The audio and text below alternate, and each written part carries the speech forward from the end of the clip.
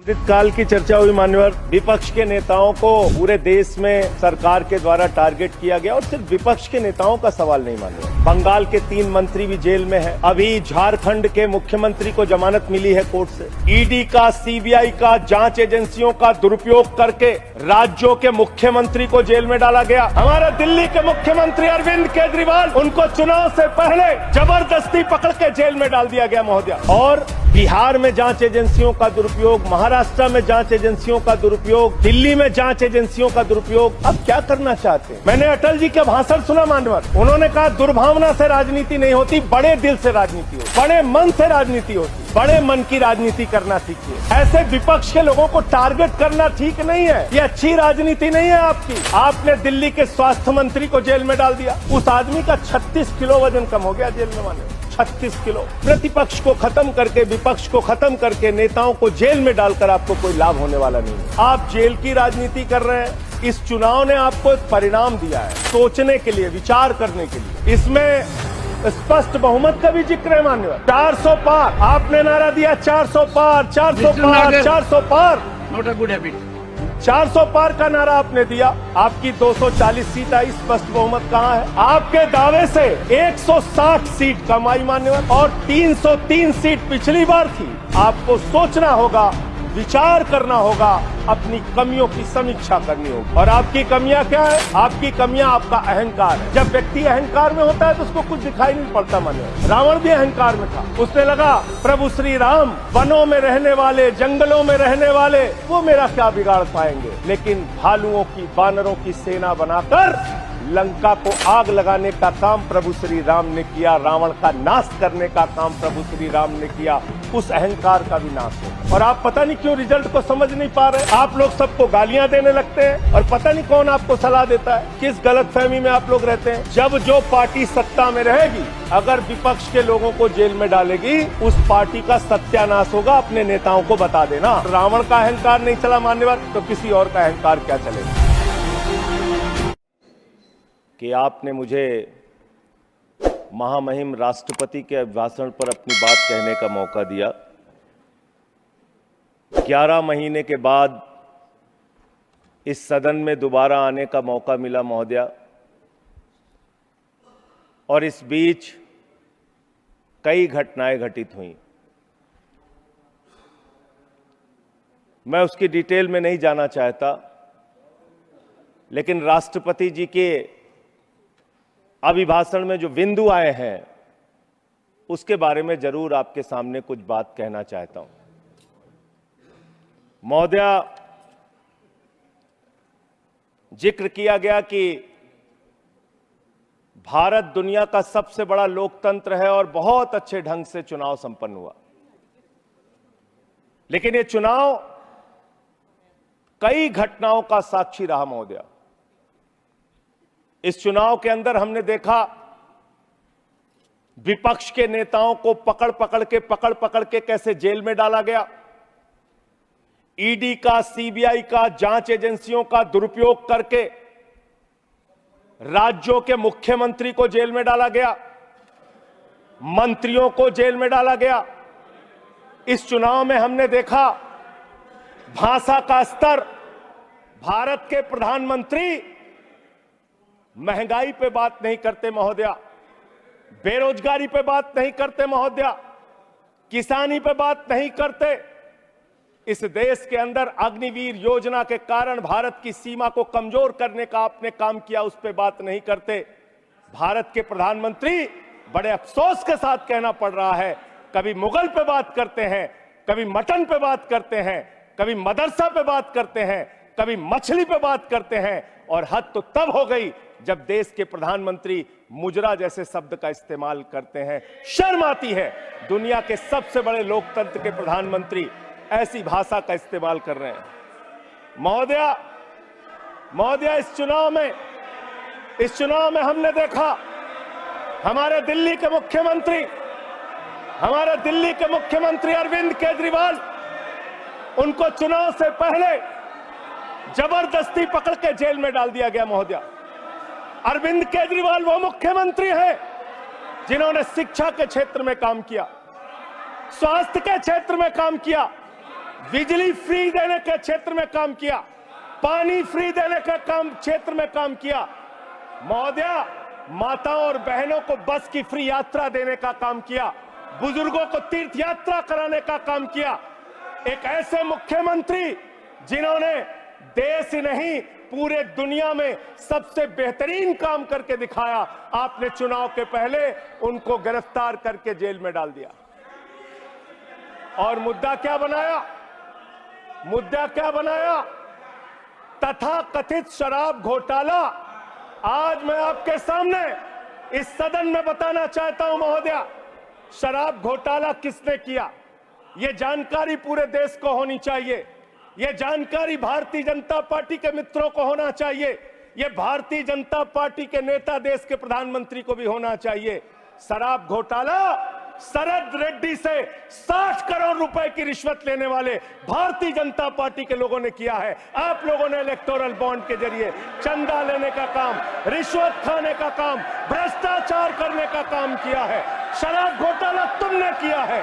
शराब घोटाले की बात करते हैं महोदया। मैं आपसे खुद अनुरोध कर रहा हूं माननीय लीडर ऑफ द हाउस की बात को मानते हुए, कोई भी बात तथ्यों के परे हो तो निश्चित रूप से उसको कार्रवाई से आप हटा दीजिएगा। ये मैं अनुरोध कर रहा हूं आपसे।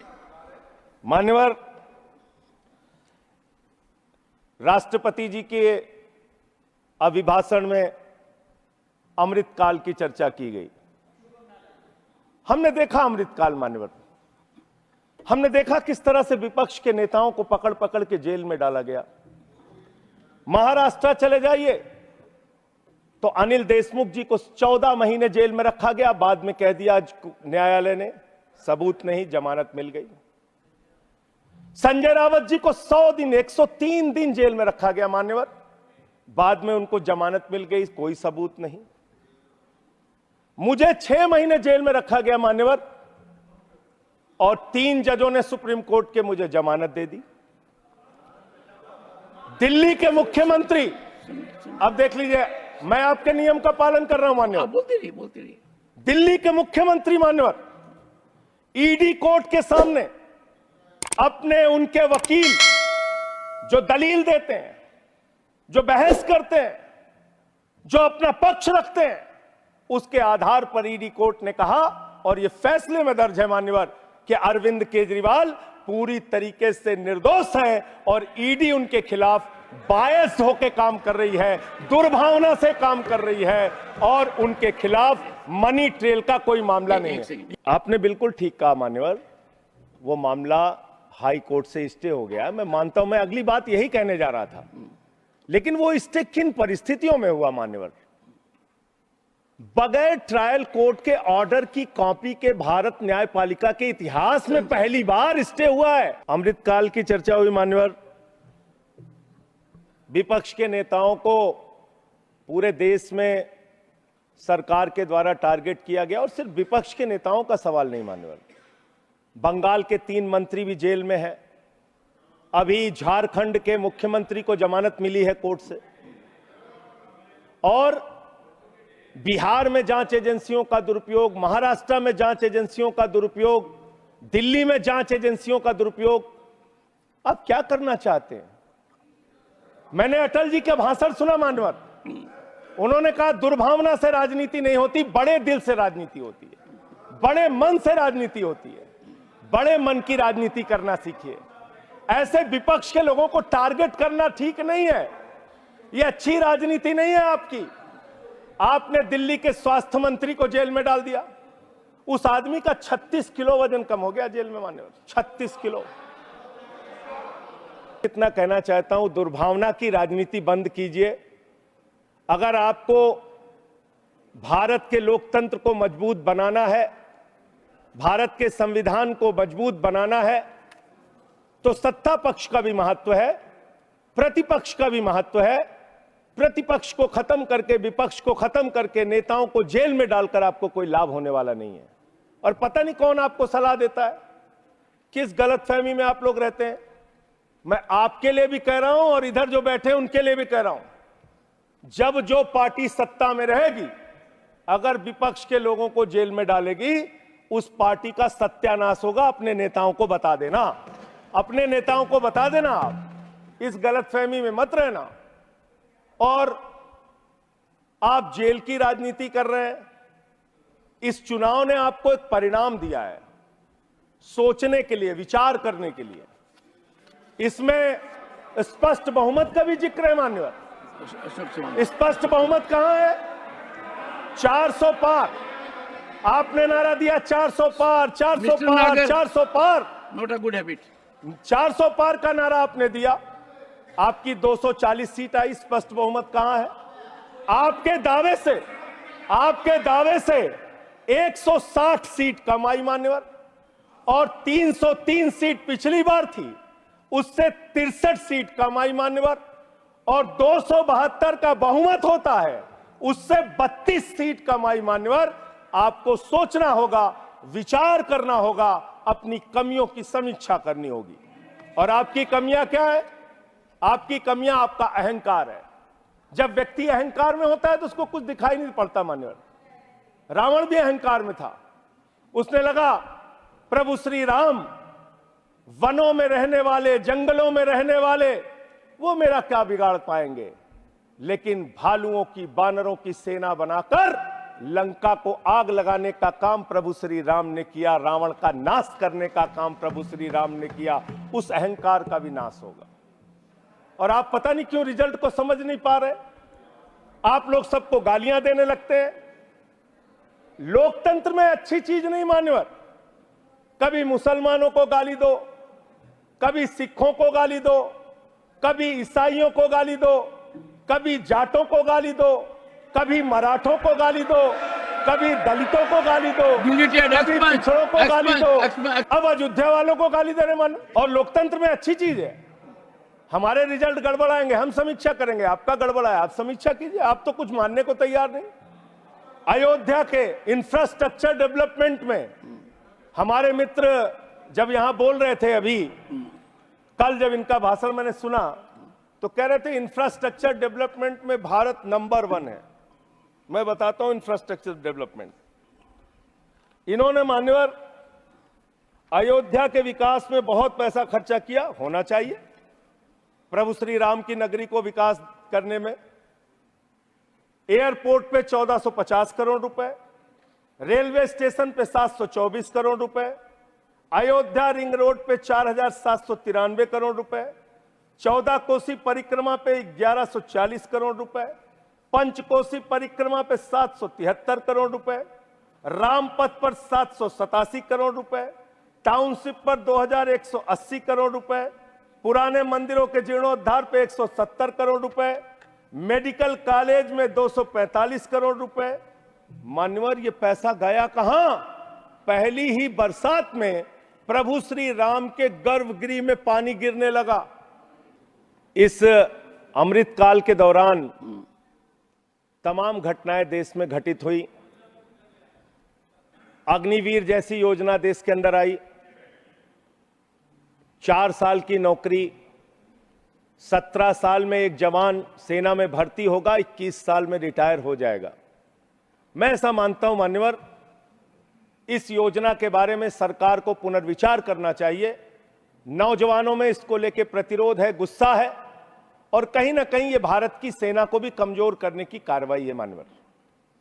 अगर आप कारगिल के युद्ध को देखें और उसके पहले भी जो सेना के अधिकारियों से आप बात करेंगे, 5 साल तक जब कोई फील्ड में काम कर लेता है जवान, उसके बाद युद्ध के स्थिति में उसको इस्तेमाल किया जाता है, उसको आगे किया जाता है। इसलिए मान्यवर यह अग्निवीर योजना कहीं ना कहीं भारत माता की सुरक्षा के साथ समझौता करने की कोशिश है। उस पर भी पुनर्विचार आपको करना चाहिए, इसको वापस लेना चाहिए। दूसरी बात, आपने बात की कि आप 5वीं सबसे बड़ी अर्थव्यवस्था बन गए दुनिया में। बहुत अच्छी बात है, मैं आपको शुभकामनाएं देता हूं। भारत को दुनिया की पहली नंबर की अर्थव्यवस्था बनाइए, हम सब खुश होंगे। लेकिन इसके साथ साथ प्रति व्यक्ति आय के मामले में आप कहां खड़े हैं? प्रति व्यक्ति आय के मामले में आप 141वें नंबर पर खड़े हैं। 141वें नंबर पर। 5वीं बड़ी अर्थव्यवस्था किसके लिए मान्यवर? चंद पूंजीपतियों के लिए जिनका लाखों करोड़ रुपए बैंक का कर्जा माफ किया गया? ये किसके लिए मान्यवर? आपने कहा, चुनाव के दौरान हमने एक भाषण और सुना मान्यवर, कि आपकी संपत्ति लेके ये भाग जाएंगे, वो भाग जाएंगे, वो भाग जाएंगे। अरे संपत्ति कौन कौन लेके भागा है, ये तो सर्वविदित सत्य है। 20,000 करोड़ रुपए लेके नीरव मोदी भाग गया, 10,000 करोड़ रुपए लेके विजय माल्या भाग गया, 3,000 करोड़ लेके ललित मोदी भाग गया। ये कौन है? ये कौन है बड़े बड़े पूंजीपति? और मान्यवर, दूसरे सदन में इनका दिया गया जवाब है। मैं चाहूंगा आपके माध्यम से सरकार को इसका जवाब जरूर देना चाहिए, और मैं अगर गलत हूं तो उसके बारे में मेरे साथ ये बहस कर सकते हैं, जो प्रस्ताव लाना हो ला सकते हैं। ये सर्वविदित सत्य है। मैं आपको बता रहा हूं मान्यवर, 3,53,000 करोड़ रुपए बैंक सेटलमेंट के, 3,53,655 करोड़ रुपए बैंक सेटलमेंट के नाम पे 43 कंपनियों का माफ किया गया। 43 कंपनियों का। इसका रिकॉर्ड आपके सामने मैं रख दूंगा। मान्यवर, संपत्ति आप कहां पहुंचा रहे हैं, किसको पहुंचा रहे हैं, किस लिए आप काम कर रहे हैं, किसके लिए काम कर रहे हैं, यह पूरे देश को जानना चाहिए।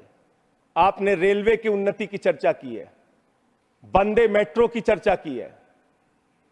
हमारे एक मित्र कह रहे थे ट्रेन में सफर, मैं शायद ट्रेन में भी सफर किया हूं, रोड से भी सफर किया हूं, इतना सफर किया हूं कि उसके आंकड़े जब सामने आएंगे तो वो एक गाथा लिखी जा सकती है उस पर। ट्रेन में सफर करने वालों की हालत आज क्या है? इंसान को भूसे की तरह भर के एक जगह से दूसरे जगह जाना पड़ता है मान्यवर। लखनऊ में उतरिए, वहां पर कुली मिले मुझे मान्यवर, उनके लिए एक वादा किया था बहुत पहले, और आप एक उदार हृदय के व्यक्ति हैं, मैं चाहता हूं आपके माध्यम से सरकार तक ये बात जानी चाहिए। कुलियों को वादा किया इस सरकार ने कि आपके बच्चों को नौकरी दी जाएगी, कुलियों को वादा किया वर्दी दी जाएगी, तमाम प्रकार की सुविधाएं दी जाएंगी। उनका ज्ञापन मेरे पास पड़ा हुआ है, आज भी उनकी मांगों के बारे में कोई सुना नहीं। आपने इस देश के नौजवानों के साथ क्या किया? पेपर लीक पे पेपर लीक, पेपर लीक पे पेपर लीक, नीट का पेपर लीक, उत्तर प्रदेश में दरोगा की भर्ती का पेपर लीक, गुजरात में पेपर लीक, राजस्थान में पेपर लीक, बिहार में पेपर लीक। 2 साल में 70 पेपर लीक हुए मान्यवर, 70 पेपर लीक। इस देश के नौजवानों के साथ आपने खिलवाड़ करने का काम किया। 2 करोड़ छात्रों और नौजवानों की जिंदगी बर्बाद हुई पेपर लीक के कारण। कौन जिम्मेदार है उसके लिए? कैसे कार्रवाई होगी? आप कमेटियां बनाते हैं। एनटीए जो एग्जाम करा रहा है, मैं ये मांग करता हूं आपके माध्यम से, उस एनटीए के अधिकारियों की जांच होनी चाहिए, और उन लोगों की जांच कराकर जो लोग भी इसमें शामिल हैं उनको गिरफ्तार करके जेल में डालिए और एनटीए को भंग कीजिए मान्यवर, क्योंकि बार बार जब जब एनटीए एग्जाम करा रहा है पेपर लीक हो रहा है। यह बड़ा सवाल है, इसके बारे में आपको सोचना चाहिए। दूसरी बात मान्यवर, आपने कहा राज्यों के विकास से ही देश का विकास होता है। यह बात सुनकर मेरी आंखों में आंसू आ गया। इतनी बढ़िया बात, इतना उदार हृदय आपका, वाह वाह वाह, वाह वाह वाह। राज्यों के विकास से देश का विकास होता है। पिछले 9 साल में मान्यवर 324 करोड़ रुपए से ज्यादा दिल्ली को नहीं दिया इन्होंने, 324 करोड़ से ज्यादा नहीं दिया, क्योंकि यहां पर आम आदमी पार्टी की सरकार है। यहां पर शिक्षा मंत्री को जेल में डालना है, स्वास्थ्य मंत्री को जेल में डालना है, मुख्यमंत्री को जेल में डालना है। यहां विकास के लिए हमारा सहयोग नहीं करना। तीर्थ यात्रा योजना रोक लगाओ, होम डिलीवरी योजना रोक लगाओ, मोहल्ला क्लिनिक योजना रोक लगाओ, आप सिर्फ बिजली फ्री योजना रोक लगाओ, पानी फ्री योजना रोक लगाओ। आपका काम सिर्फ रोक लगाने के लिए है। अब क्या राज्यों का विकास कर रहे हैं मान्यवर? 8,000 करोड़ रुपए रूरल डेवलपमेंट फंड का और बाकी शिक्षा स्वास्थ्य के फंड का, केंद्र सरकार के हिस्से का, पंजाब का, इन्होंने 8,000 करोड़ रुपए रोक के रखा है। यह राज्यों का विकास आप कर रहे हैं, यह राज्यों के साथ आपका बर्ताव है। ये आपका संघीय ढांचे में यकीन है। और सबसे महत्वपूर्ण बात मान्यवर, जो यहां पे कई वक्ताओं ने पहले भी कही, आप किस भावना से काम कर रहे हैं, किस भावना से आप काम कर रहे हैं। इस देश में दलितों के लिए, पिछड़ों के लिए, आदिवासियों के लिए, अल्पसंख्यकों के लिए, उनके अधिकारों की रक्षा के लिए भारत के संविधान में बहुत बड़ी ताकत उनको दी गई है।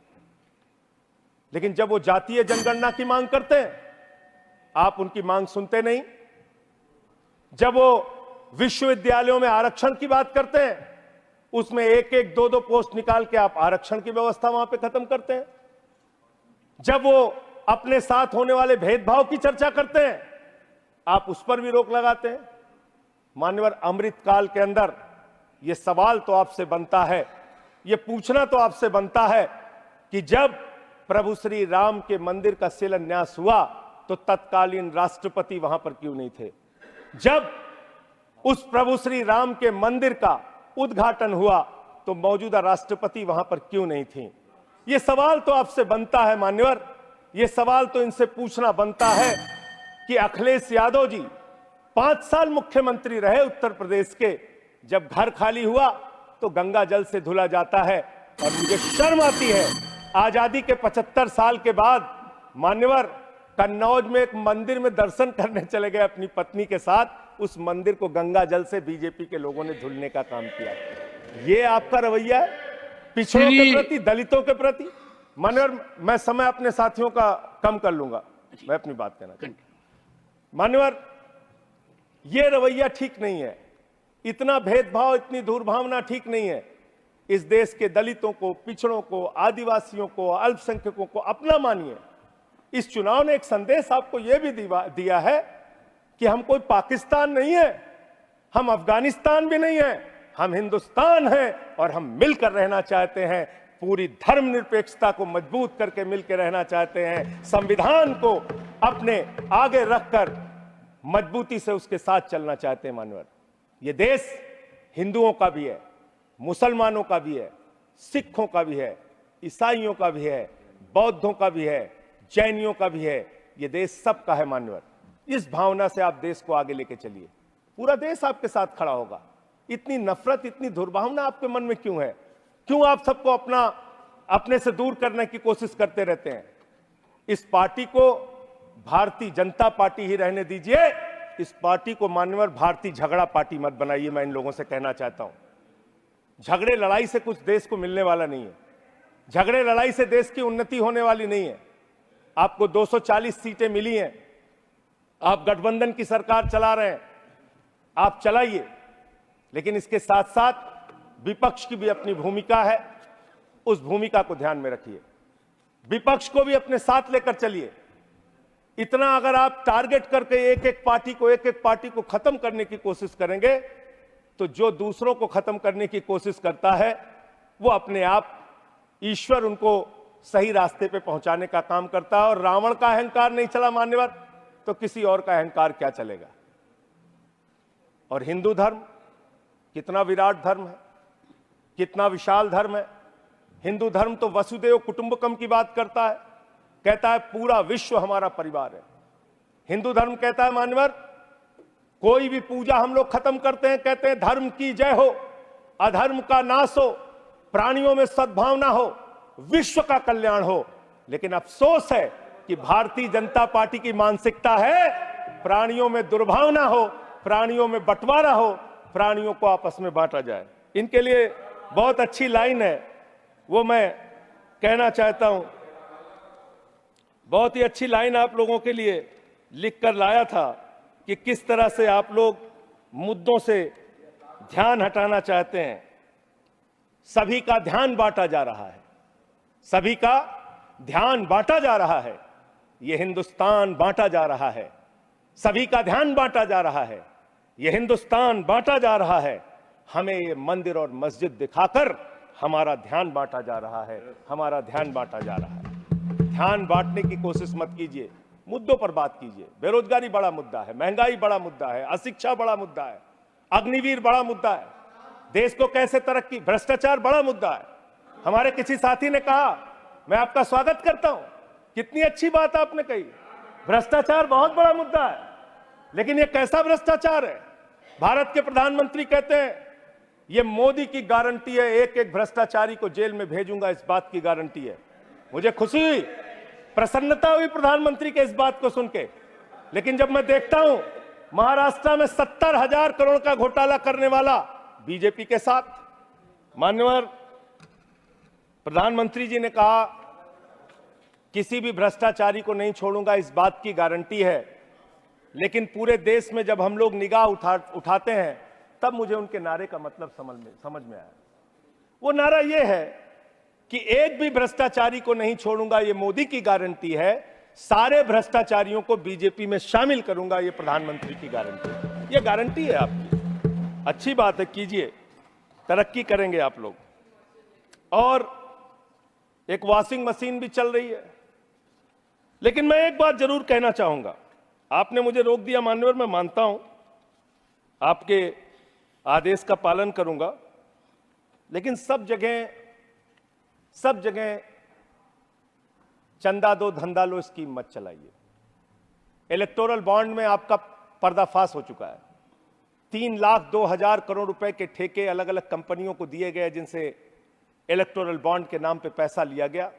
इसकी जांच होनी चाहिए, इसकी जांच होनी चाहिए मान्यवर। और मैं अयोध्या का जिक्र करने लगा, आप सब लोग नाराज हो गए। मेरे मन में भी नाराजगी है, गुस्सा है। मैंने चेताया था आपको, एप्लीकेशन भी दी थी, कोतवाली तहरीर दी थी।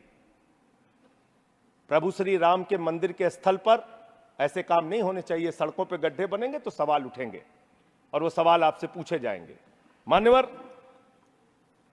प्रभु श्री राम है, आपने उनके लिए गाना बना दिया, जो राम को लाए हैं हम उनको लाएंगे। बताइए आप, यहां पर बैठा हुआ कोई व्यक्ति क्या इस हैसियत में है कि वो राम को ला सकता है? नहीं, भगवान श्री राम हम सबको लेके आए हैं। भगवान इंसान को लेके आता है, कोई इंसान भगवान को नहीं ला सकता।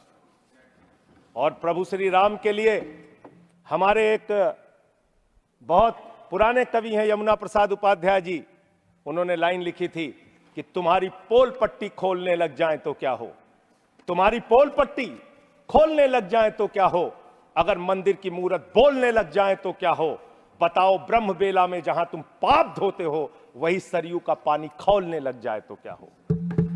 आज सरयू का पानी उबाल मार रहा है। अयोध्या में जो हालात हैं वो आपको देखना चाहिए। और अयोध्या के परिणाम से आप नाराज हुए, नाराज होना बनता है, लेकिन उसके कारण आपने सोचे। राम पथ गमन मार्ग, अयोध्या हारे आप, प्रतापगढ़ हारे, सुल्तानपुर हारे, कौशाम्बी हारे, सीतापुर हारे, रामपुर हारे, श्रावस्ती हारे, प्रयागराज हारे, चित्रकूट हारे। जहां जहां से प्रभु श्री राम गुजरे थे वो सारी सीटें आप लोग हार गए। नासिक हारे, रामटेक हारे, तो इसकी समीक्षा कीजिए। वर्धा हारे, तो इसलिए इसकी समीक्षा कीजिए, क्यों हो रहा है ऐसा आपके साथ। भगवान के नाम पर आप श्रद्धा रखिए और उस श्रद्धा को, उसका विस्तार कीजिए, हमें कोई आपत्ति नहीं है। मान्यवर, मैं सिर्फ इनसे इतना कहना चाहता हूं, आप जो दिल्ली के साथ कर रहे हैं, जो हमारे मुख्यमंत्री के साथ कर रहे हैं, अंतिम बात उनके बारे में कह के अपनी बात को खत्म करूंगा। इससे आपका कोई राजनीतिक फायदा नहीं होगा। मेरी बात को इस सदन में बोल रहा हूं, इसको याद रखिएगा। इससे आपका कोई राजनीतिक लाभ होने वाला नहीं है। और आप 1925 की संस्थाएं, 100 साल हो गया, 100 साल पुरानी संस्थाएं, वहां से निकले हैं आप लोग।